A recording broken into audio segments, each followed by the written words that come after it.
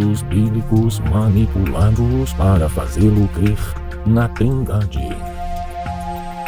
O Deus Todo-Poderoso, Criador, é completo em si mesmo.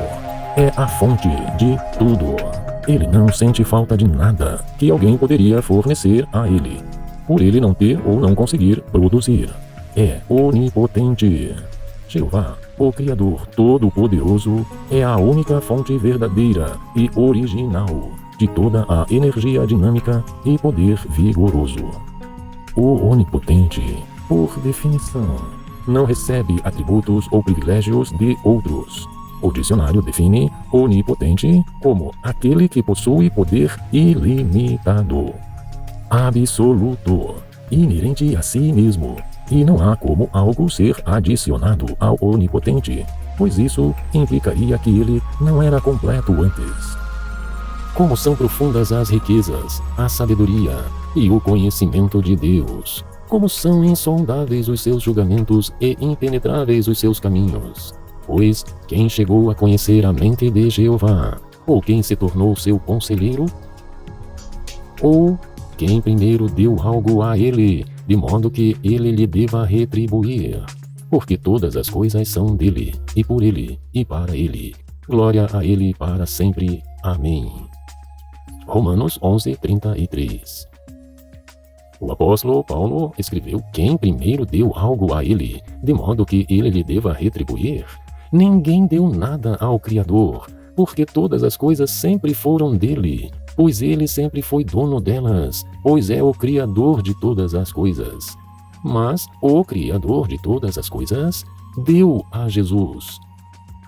Nos 20 vídeos anteriores desta série de vídeos sobre o Deus Todo-Poderoso e sobre seu Filho Jesus, foram lidos centenas de textos da Bíblia que falam de Deus, o Pai Onipotente e Todo-Poderoso, assim como também falam de Jesus, o Filho. Em geral, eles falam que Jesus recebeu algo de seu Pai.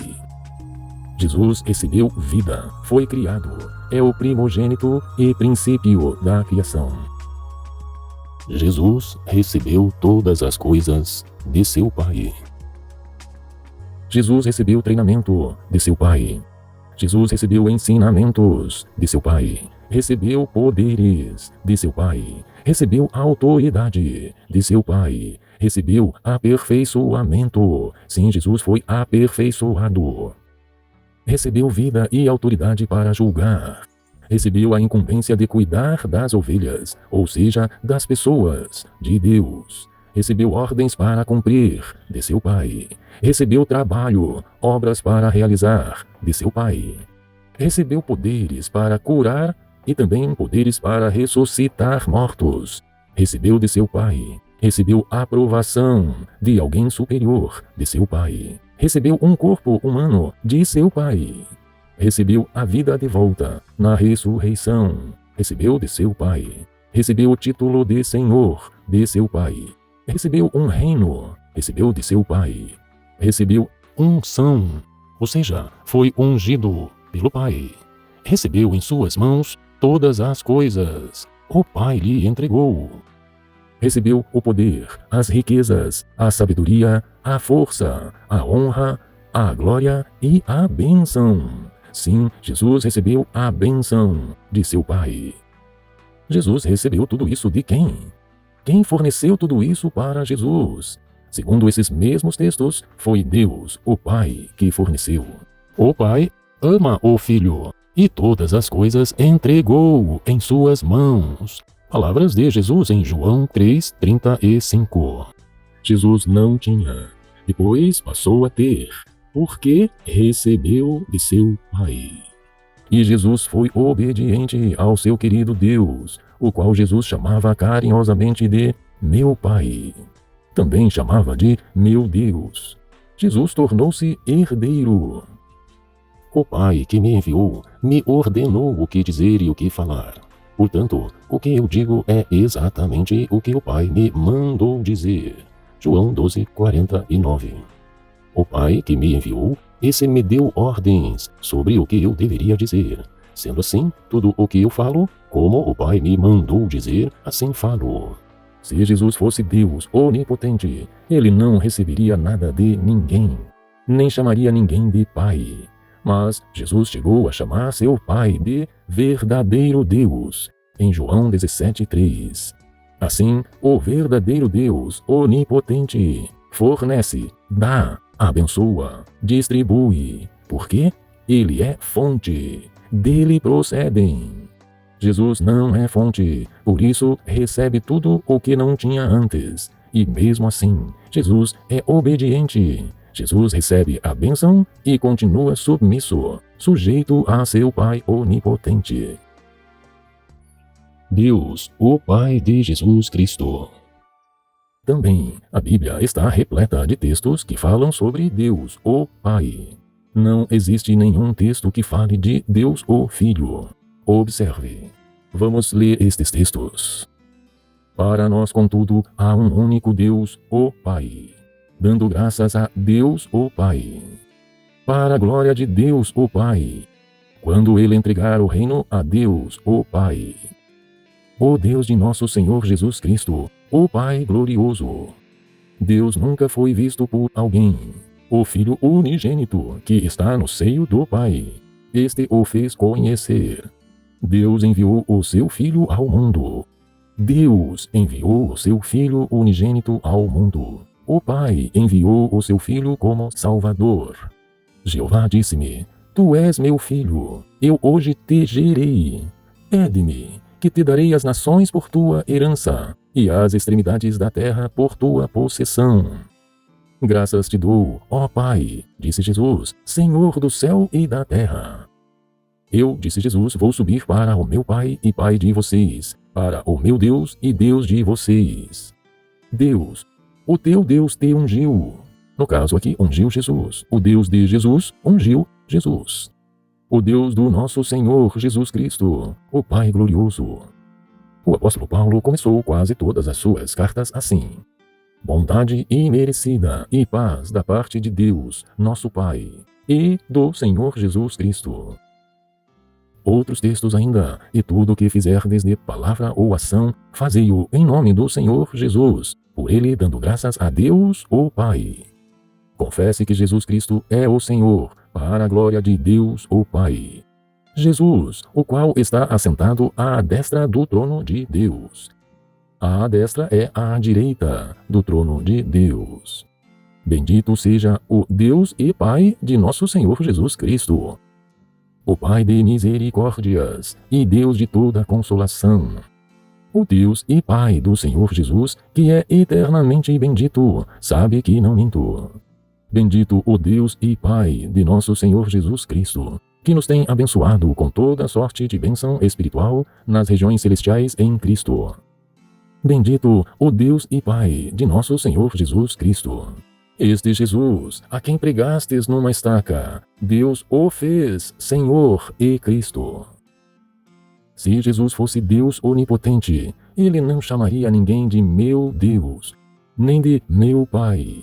Mas Jesus chegou a chamar seu Pai de verdadeiro Deus. Assim está bastante claro.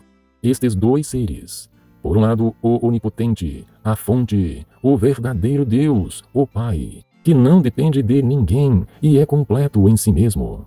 Por outro lado, o ser submisso, obediente, que depende de seu Pai, aquele que recebe vida e tudo mais que necessita. Sim, o Filho. Esses dois seres são pessoas totalmente diferentes. Só o fato de um ser chamado de Pai, ou seja, aquele que gera vidas, e o outro ser chamado de Filho, ou seja, aquele que é gerado, já mostra que são muito diferentes. Mas, de repente, começam a surgir textos estranhos, confusos, que contradizem infantilmente todos os demais textos. Textos estranhos começam a surgir para dar a entender que o Filho é mais do que ele mesmo disse que era.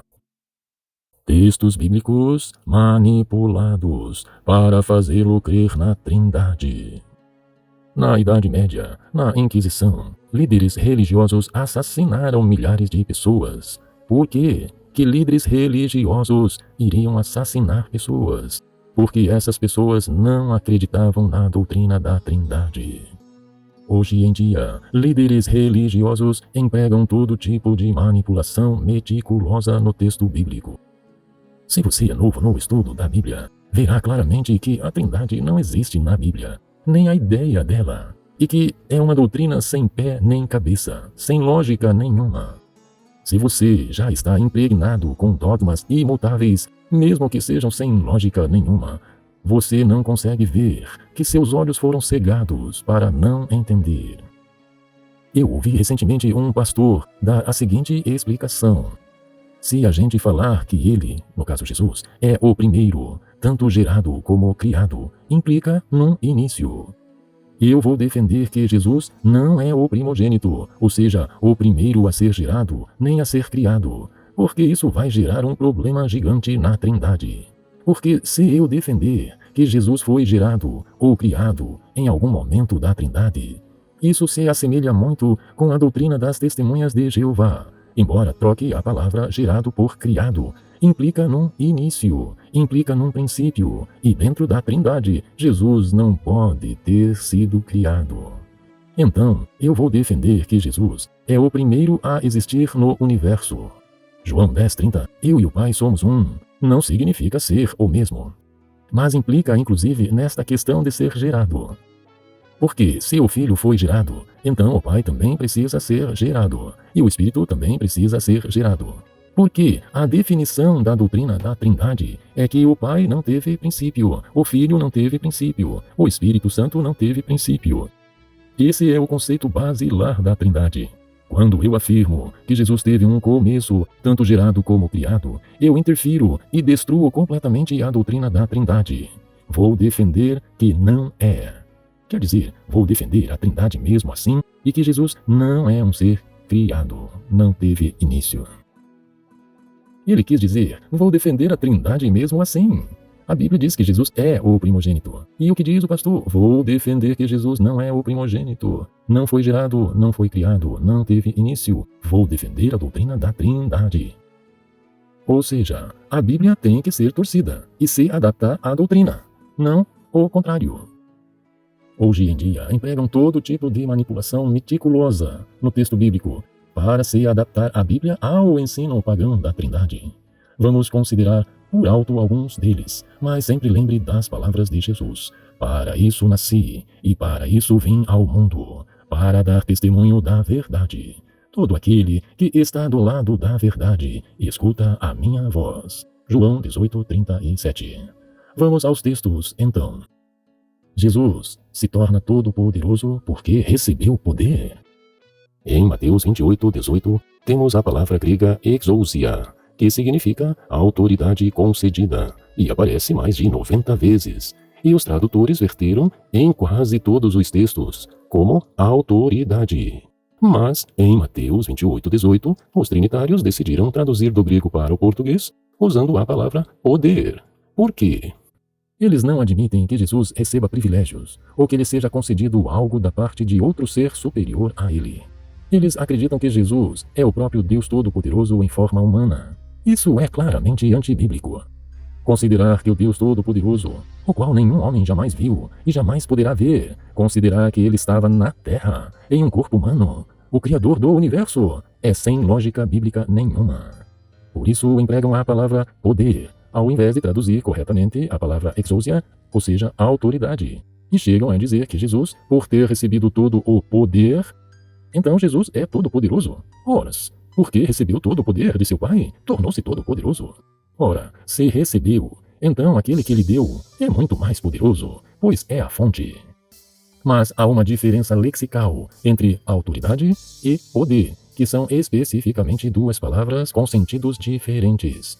Assim, diluíram o significado da palavra autoridade para significar poder, que é fonte de força ou energia, poderio. Dizem que Jesus é todo-poderoso porque recebeu todo o poder. Ora, quem recebe poder de outrem não é a fonte desse poder, jamais será todo-poderoso. Diluíram também o significado da palavra filho. Segundo eles, Jesus não é mais o Filho de Deus, mas Jesus é o mitológico Deus Filho. Criaram, então, uma terminologia antibíblica a fim de dar apoio ao ensino da Trindade. empregam todo o tempo uma terminologia filosófica platônica pagã, tal como essência ou substância, para explicar a Deus. A diluição do significado das palavras. Qual é a posição de Jesus em relação a seu Deus e Pai, Jeová? Torceram os significados de Deus, divino, Senhor, primogênito e unigênito. Colossenses 1,15. Primogênito de toda a criação foi mudado para se ler, em algumas versões, primogênito sobre toda a criação. Diluíram o significado da palavra primogênito para significar qualquer outra coisa que não seja o primeiro filho, criado por Deus. Primogênito de toda a criação. Não importa que significado que os trinitários possam inventar para a palavra primogênito. Todo primogênito ainda é da criação, ou parte da criação de Deus, pois é isto que primogênito significa. A Bíblia diz o que lhes é inaceitável, portanto, eles dão outro significado à palavra primogênito. Dizem que Jesus é primogênito, então é o mais importante sobre toda a criação. E esquecem que primo, de primeiro, gênito, de gerado, significa primogênito, primeiro gerado. Diluíram o significado da palavra Deus.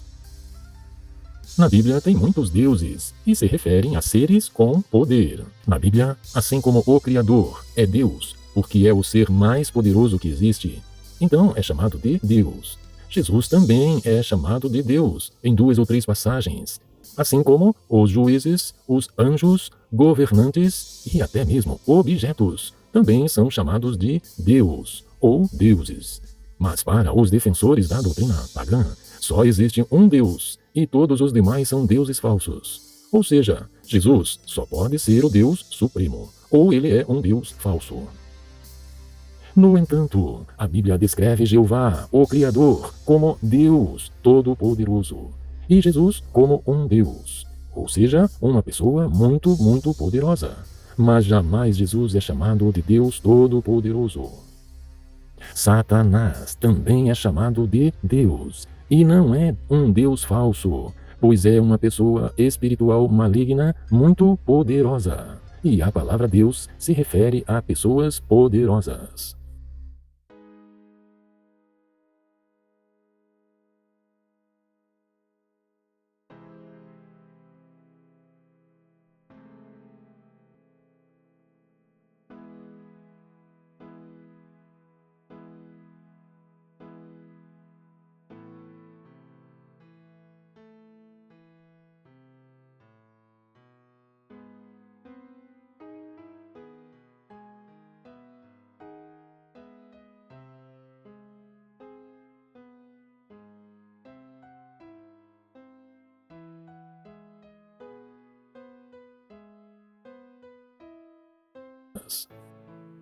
A palavra divindade é definida como qualidade de divino. De fato, a Bíblia atesta a divindade de Cristo, atribuindo a ele o título Theos, em grego, que é Deus. No entanto, a divindade de Cristo não pressupõe a igualdade dele com seu Pai Jeová.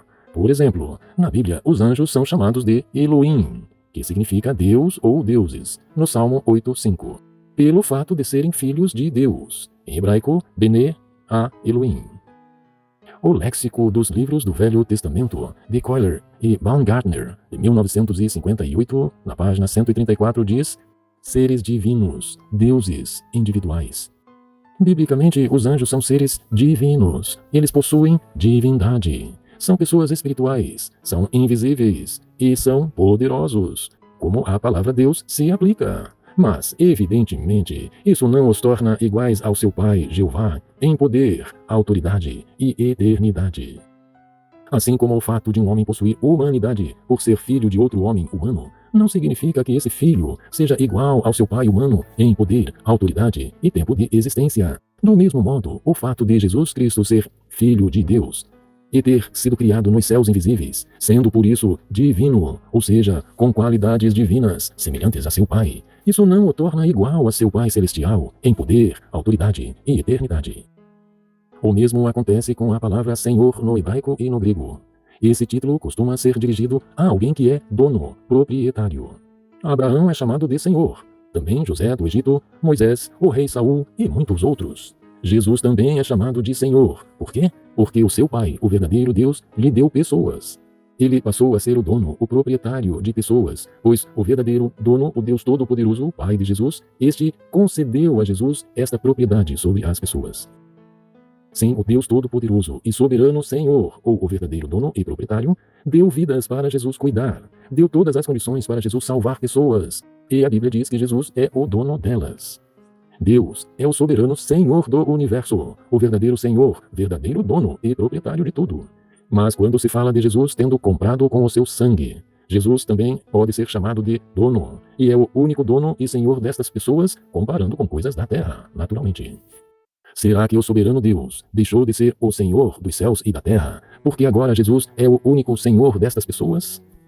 Graças te dou, disse Jesus, ó Pai, Senhor do céu e da terra. Mateus 11:25. Na verdade, o soberano Senhor, Deus Todo-Poderoso, o fez Senhor e Cristo a este Jesus. Atos 2:36. O apóstolo Paulo escreveu: Louvado seja o Deus e Pai de nosso Senhor Jesus Cristo.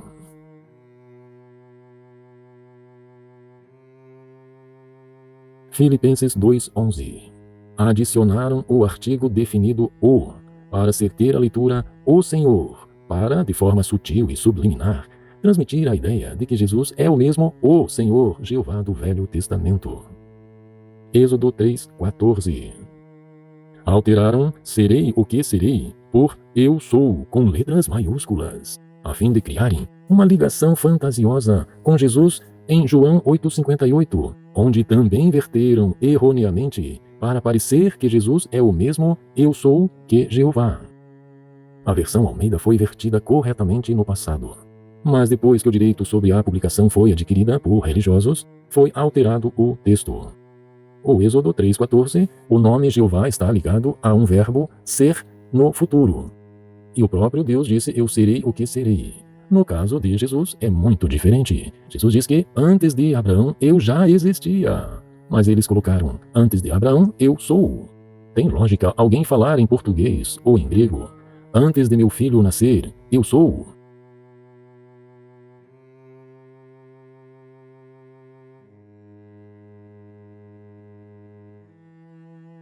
Primeira carta a Timóteo 3:16. Se referindo a Jesus, o apóstolo Paulo escreveu, ele foi manifestado em carne. Aquele que foi manifestado. Aquele que se manifestou. Mas, posteriormente, foi adulterado para dizer, Deus foi manifestado em carne. Primeira carta do apóstolo João 5:7. Eles acrescentaram o Pai, a Palavra e o Espírito Santo, e esses três são um, inexistentes nos originais. Este texto não existia nos originais e nos manuscritos mais antigos. Tudo bem que um escriba, centenas de anos atrás, tenha acrescentado. No entanto, os tradutores atuais da Bíblia mantêm este texto que não existia até hoje. Abacuque 1:12. Falando sobre Deus, o texto que diz, tu não morres, foi mudado para não morramos nós, querendo dizer, nós, o Pai e o Filho, não morremos.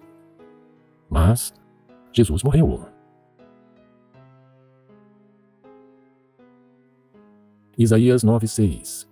Isaías 9:6 é um dos raros textos, 2 ou 3 na Bíblia inteira, em que Jesus é chamado de Deus. Este texto de Isaías diz sobre Jesus, usando o termo hebraico El Gibor, quer dizer, Deus poderoso. Estes termos, El Gibor, foram trocados para El Shaddai em hebraico, e em português, Deus Todo-Poderoso. Assim, tiraram Deus poderoso, se referindo a Jesus, e colocaram Deus Todo-Poderoso, para confundir o leitor a pensar que Jesus era o Deus Todo-Poderoso. Mas o termo El Shaddai em hebraico, que se refere a Deus Todo-Poderoso, são termos unicamente aplicados ao Pai Jeová em toda a Bíblia. Aproveitando este mesmo texto de Isaías 9:6, não é Jesus descrito ali como Pai da eternidade? Não, o texto não diz que Jesus é Pai da eternidade, porque a eternidade não foi gerada por Pai nenhum. O texto diz que Jesus seria chamado de Pai Eterno e se refere a um tempo futuro.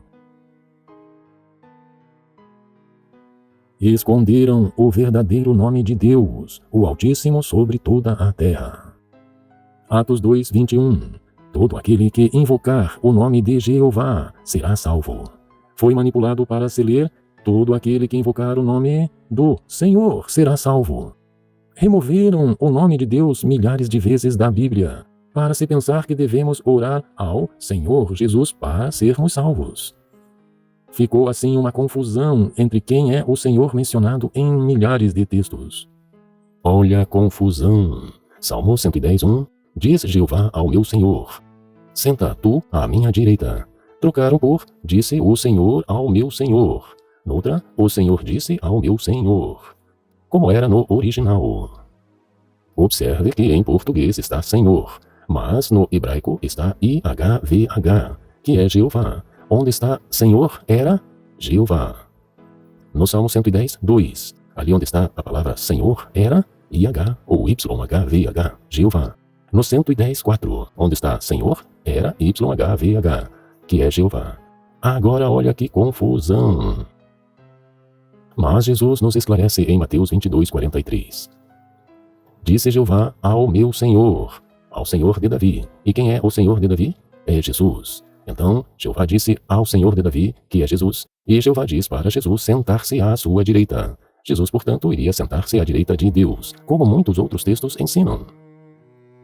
O nome de Deus aparece na Bíblia mais do que qualquer outro nome, mais do que até o nome de Jesus, muito mais. O nome de Jesus significa Jeová é salvação. Mas o nome do verdadeiro Deus foi removido por tradutores, pastores, padres, teólogos, enfim, o clero da cristandade, católicos e também crentes evangélicos. Mas a pergunta é: por que removeram o nome de Deus da Bíblia? Por causa de uma superstição humana de que o nome de Deus não deveria ser pronunciado? E o que Deus acha disso? Jeová, esse é o meu nome para sempre, e é assim que serei lembrado de geração em geração. Jeová, é este o meu nome para sempre. O teu nome, Jeová, subsiste para sempre. Noutra tradução, permanece para sempre. Êxodo 3:15, Salmo 135:13. Jeová reprovou falsos profetas no tempo de Jeremias, que cuidam fazer com que o meu povo se esqueça do meu nome, assim como seus pais se esqueceram do meu nome. Jeremias 23:27. Jeová, esse é o meu nome para sempre, e é assim que serei lembrado de geração em geração. Êxodo 3:15. Deus disse: visto que você disse, Jeová é o meu refúgio, e fez do Altíssimo a sua morada, nenhum desastre virá sobre você, e nenhuma praga se aproximará de sua tenda. Visto que ele me ama, eu o livrarei, eu o protegerei, porque ele conhece o meu nome. Ele me invocará, e eu lhe responderei. Estarei com ele nos momentos de aflição, eu o livrarei e glorificarei. Eu o saciarei com uma vida longa, e o farei ver meus atos de salvação. Salmo 91, 14 ao 16. E por que Deus dará tanta proteção a esta pessoa? Porque esta pessoa ama a Jeová. Eu o protegerei, porque ele conhece o meu nome, ele me invocará, diz o texto. Jeová se tornará um refúgio seguro para os oprimidos, um refúgio seguro em tempos de aflição.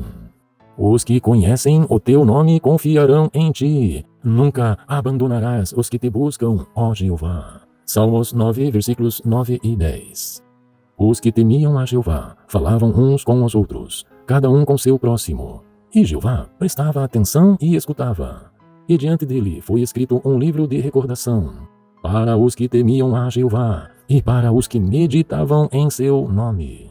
Malaquias 3:16. Causaram uma bagunça na identificação de Deus e de seu Filho. Filipenses 2:6. Sobre Jesus, o apóstolo Paulo escreveu: não teve por usurpação ser igual a Deus. Ou seja, Não lhe passou pela cabeça querer ser igual a Deus, seu Pai. Eles trocaram por não julgou como usurpação o ser igual a Deus. Não julgou que o ser igual a Deus fosse algo de que não devesse abrir mão. E outra versão, embora sendo Deus, não considerou que o ser igual a Deus era algo a que devia apegar-se. Mas o que o apóstolo Paulo escreveu realmente foi: Jesus não teve por usurpação ser igual a Deus. Não passou pela cabeça de Jesus querer ser igual a Deus, seu Pai. O que significa não teve por usurpação ser igual a Deus? Usurpação é arpagmos, em grego, do verbo arpazo, que significa usurpar, arrancar, apoderar-se à força, roubar. Alguns sugerem que esse termo significa reter algo que já se possui.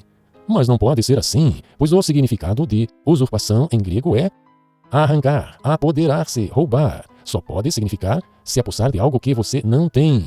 A Bíblia nunca usa esse termo grego no sentido de a pessoa se apegar a algo que ela já tem. Em vez disso, esse termo é muitas vezes traduzido como apoderar-se, arrancar, em diversos textos da Bíblia.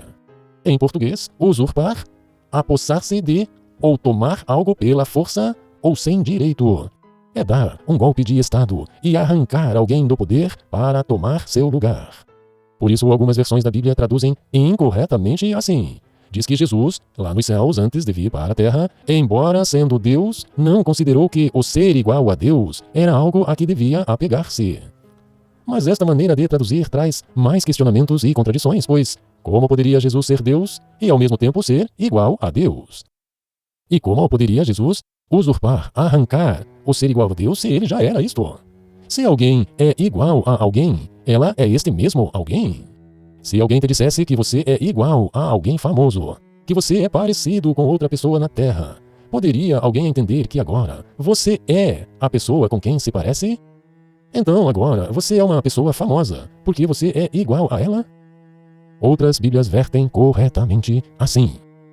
Não teve por usurpação ser igual a Deus, ou seja, ele não era igual a Deus e não teve por desejo ter essa igualdade com Deus. Outra Bíblia diz assim: ele tinha a natureza de Deus, mas não tentou ficar igual a Deus. Outra versão ainda diz: Jesus nem mesmo chegou a pensar na ideia de tentar ser igual a Deus. Conforme o texto grego, veja que podemos até fazer uma versão alternativa. Ele nunca pensou que ser igual a Deus fosse algo que ele pudesse tomar para si, que ele pudesse usurpar. Poderia literalmente ser traduzido assim, que, subsistindo em forma e aparência externa de Deus, não considerou usurpar, ou arrancar, ou roubar o que não era seu, ou pegar para si a possibilidade de ser igual a Deus. Não tem como Jesus ser em algum momento igual a Deus. Veja as palavras do próprio Jesus. Disse-lhes, pois, Jesus: em verdade vos digo, que o Filho de si mesmo nada pode fazer, senão o que vir o Pai fazer. Porque tudo quanto ele faz, o Filho o faz igualmente. Miqueias 5:2. A profecia aqui referente a Jesus, cuja origem dos dias da antiguidade foi mudado para se ler origem dos dias da eternidade. Da antiguidade foi mudado para eternidade. Quer dizer, Jesus nunca teria sido criado, teria existido pela eternidade passada. Ainda que o texto fale da origem, em hebraico, motsawá, ou seja, origem, procedência de lugar ou de tempo.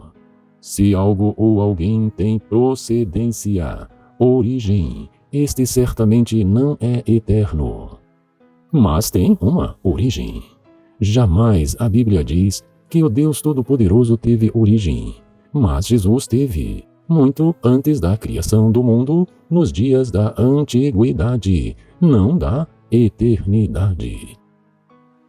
A palavra para antiguidade em hebraico é olam, e se refere a um longo período de tempo, que pode ser passado ou futuro. Ocorre mais de 400 vezes, e na sua maioria se refere ao futuro, normalmente traduzido pela Almeida como perpétuo. O tradutor considerou que, se o texto se refere a um tempo, a um período de tempo no passado, que ocorre na Bíblia algumas vezes, primeiro, se o texto está falando de coisas envolvendo a humanidade, ele traduz por antiguidade, tempos antigos.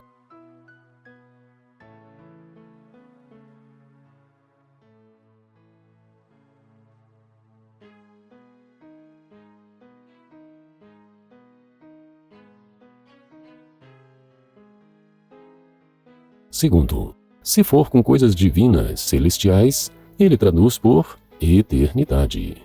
No caso, eternidade passada. Terceiro, se ele desconfia que o texto tem alguma coisa a ver com Jesus, ele traduz por eternidade, devido à sua crença que Jesus não teve princípio, vive desde a eternidade passada.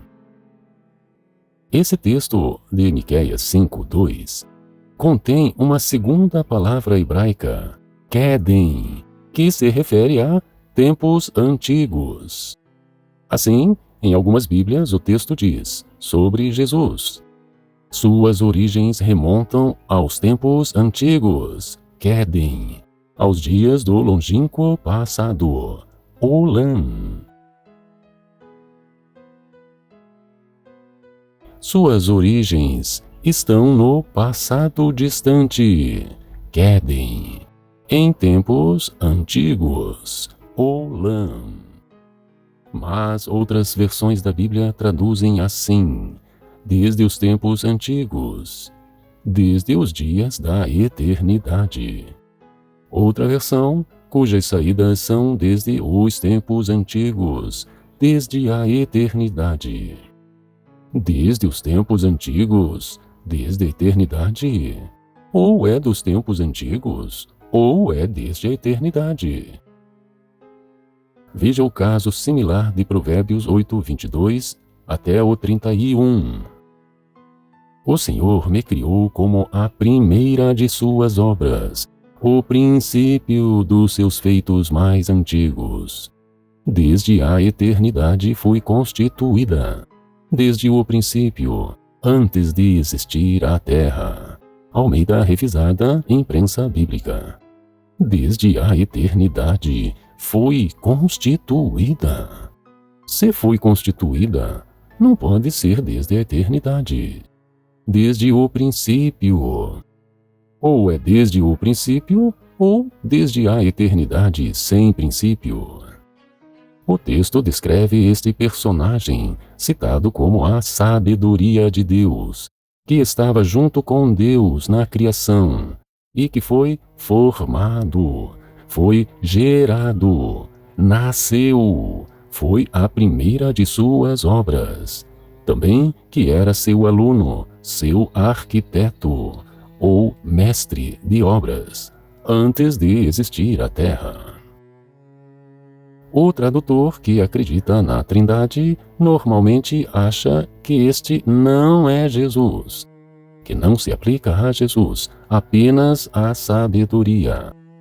Se considerarmos que se aplica somente à sabedoria, perguntamos: antes de Deus criar a sabedoria, ele não tinha sabedoria? Para Deus formar a sabedoria, ele não teve que usar de sabedoria para a formar? Mas ainda assim o tradutor optou por traduzir desde a eternidade. Vai que se aplique a Jesus. Ainda que o texto diga que este personagem, a sabedoria personificada. Ainda que o texto diga que esse personagem era desde o princípio, se referindo a um tempo antes da criação da terra. Foi formada desde a eternidade, diz ainda outra versão, desde o princípio, antes do começo da terra. Formada desde a eternidade. Mas que tradução é esta? Se foi formada, não pode ser desde a eternidade. Outra versão. Desde a eternidade foi estabelecida. Desde o princípio, antes da origem da terra. Como assim? ou é desde a eternidade, ou é desde o princípio de alguma coisa. Outras traduções são mais honestas, como a nova tradução da linguagem de hoje. Eu fui formada há muito tempo, no começo, antes do princípio do mundo. Agora pense, Provérbios 8:22. A sabedoria foi criada, o princípio de seus feitos. Provérbios 8:23. A sabedoria foi formada. 8:24. A sabedoria foi gerada. 8:25. A sabedoria nasceu. Considerando do 22 até o 31 do Provérbios 8, tudo indica que esses textos se referem mesmo a Jesus, antes de Deus criar o mundo e durante sua criação. Podemos considerar outros textos da Bíblia, por exemplo, João, capítulo 1, versos do 1 até o 4. Tradutores fazem de tudo para inserir suas ideias, causando enorme confusão. Inclusive, ou no 8:22, trocando criar por possuir, como se Deus já possuísse, já tivesse, desde a eternidade. Se fosse o caso, e se este texto de fato se refere a Jesus, então Deus possuía Jesus. Jesus seria uma possessão, uma propriedade de Deus, o Pai. E se foi formado, criado, gerado, nascido, então não era desde a eternidade. Então, a palavra olam, que se refere a algum tempo, a algum período de tempo, no futuro ou no passado, seria melhor traduzida assim: o Senhor me criou antes de tudo, antes de suas obras mais antigas, o princípio de seus feitos. As manipulações feitas por trinitários não têm limites. João 14, 10 e 11. Palavras de Jesus. Não crês tu que eu estou no Pai, e que o Pai está em mim? As palavras que eu vos digo, não as digo de mim mesmo, mas o Pai, que está em mim, é quem faz as obras. Crede-me que estou no Pai, e o Pai em mim. Crede-me ao menos por causa das mesmas obras. Quase todas as traduções em português traduzem assim. Mas que tradução maluca! É uma tradução literal do grego, é verdade. É literal, assim estava de fato no grego original. E quer dizer que havia união entre Jesus e seu Pai. Considere que Jesus disse que o Pai dele estava nos céus, enquanto Jesus estava na terra, segundo Mateus 7:21. Alguém já te disse em português: meu amigo, você está em mim assim como eu estou em ti. É normal falar assim? Você já ouviu alguém falando para sua mãe: minha mãe, tu és em mim e eu sou em ti? Ninguém diz em português: eu estou em ti. Mas nós dizemos: eu estou junto com você. Eu estou contigo. Eu estou em união com você. Você já ouviu alguém dizendo em português sobre os seus progenitores: o Pai está em mim e eu estou no Pai? João 10:38.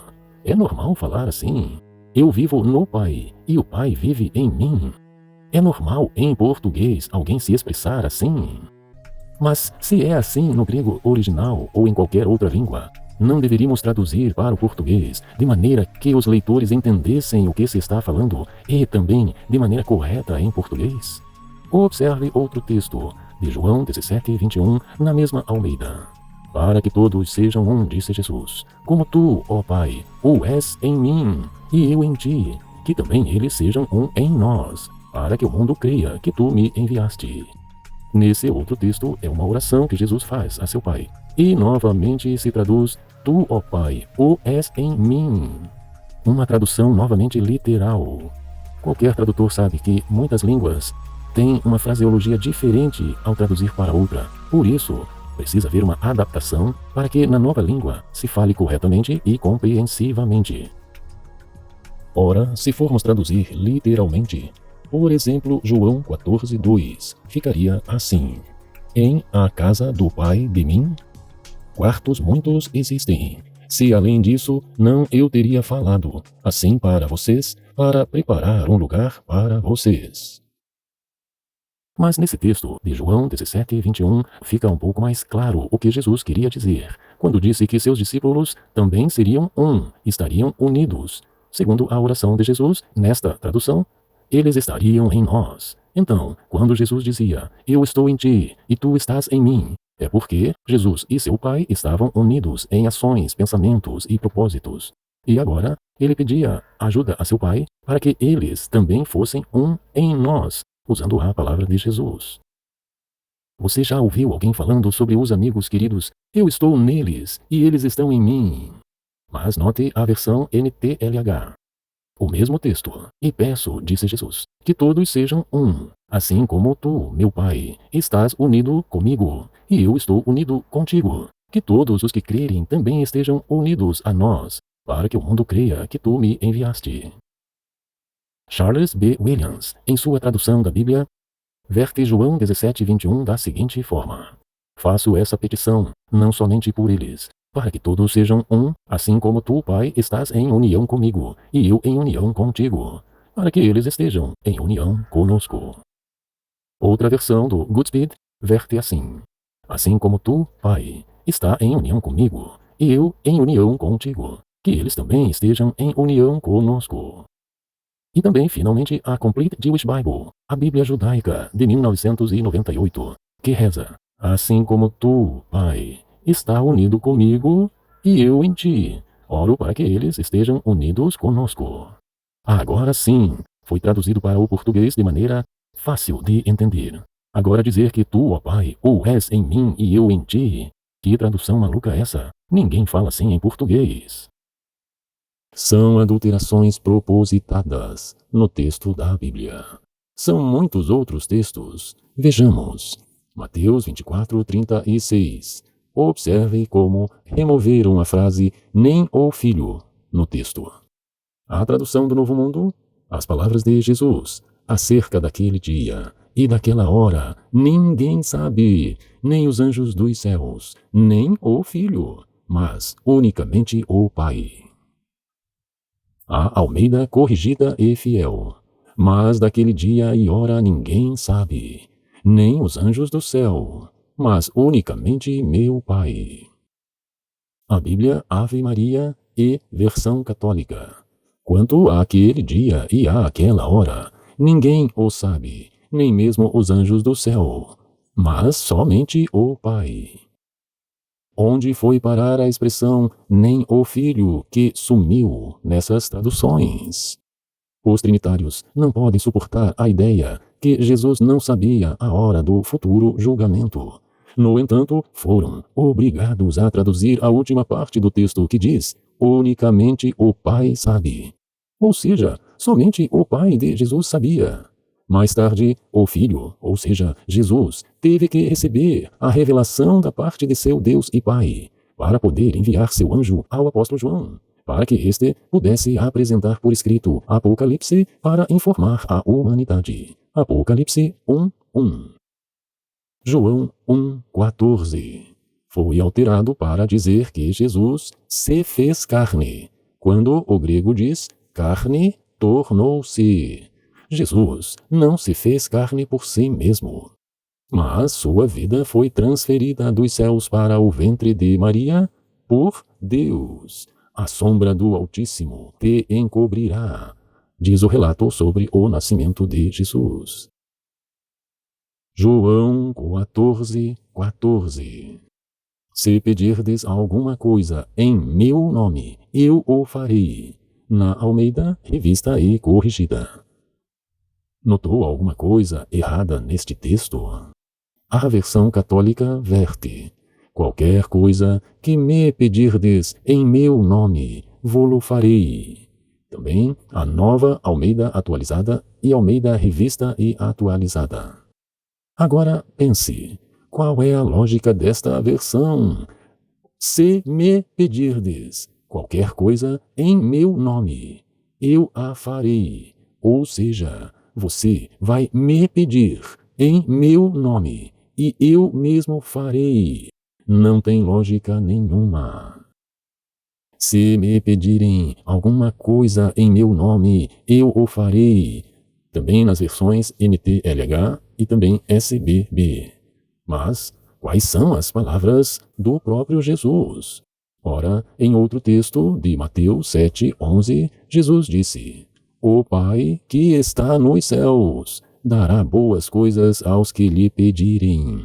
Pedirem a Ele, ao Pai.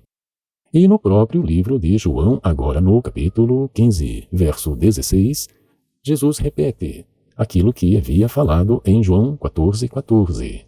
Não importa o que pedirem ao Pai, em meu nome, Ele dê a vocês.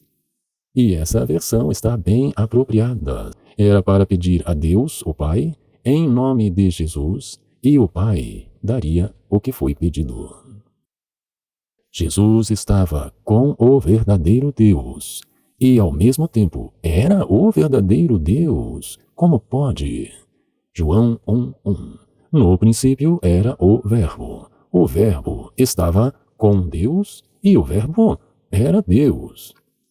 Jesus estava com Deus e era Deus. Como isso pode ser? Ou estava com Deus ou era Deus.